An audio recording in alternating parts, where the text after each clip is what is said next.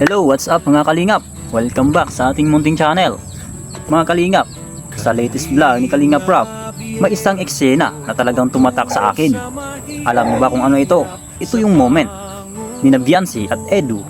Lalo na yung seryosong sinabi ni Beyonce kay Edu. Sa nakita ko, hindi ito simpleng usapan. Ramdam mo na may lalim. Parang pinag-isipan talaga ni Beyonce bago niya sinabi ang lahat kay Edu. Ang sinabi kasi ni Beyonce, balak niyang itigil na ang kanilang love team ni Kalingap Edu. At doon ako napahinto kasi makikita mo sa mukha ni Edu na nagulat talaga siya. Hindi niya siguro ine-expect na aabot sa ganong desisyon, at habang tumatagal ang kanilang usapan, hindi na niya napigilan ang emosyon niya. Umiyak siya. Bilang viewer, masakit din panoorin.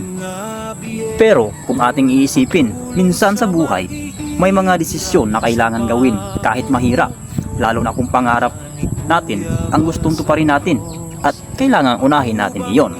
Kung may personal na dahilan na hindi natin agad naiintindihan, hindi porket may love team, ibig sabihin, habang buhay na yan. Minsan, season lang talaga. Pero kay Edu, siguro mabigat ito.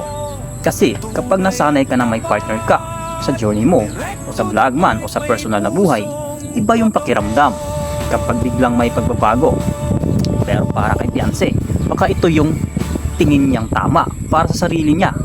Ang tanong ngayon, kaya ba nilang i-handle ito ng may respeto sa isa't isa?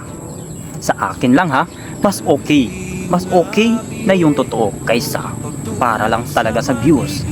At kung talagang may tunay na koneksyon, hindi naman agad mawawala yan kapag magbabago ang setup. Kayo, anong masasabi nyo tungkol dito mga kalingap? Tama ba ang naging desisyon ni Beyonce? O dapat bang ipaglaban pa ang love team nila? Comment lang kayo sa baba ng video. At gusto kong marinig ang mga side niyo. At kung gusto nyo ng mas honest at direct na reaksyon, yung ganitong style, pakisuportahan naman ang ating munting channel. Maraming salamat sa inyong lahat.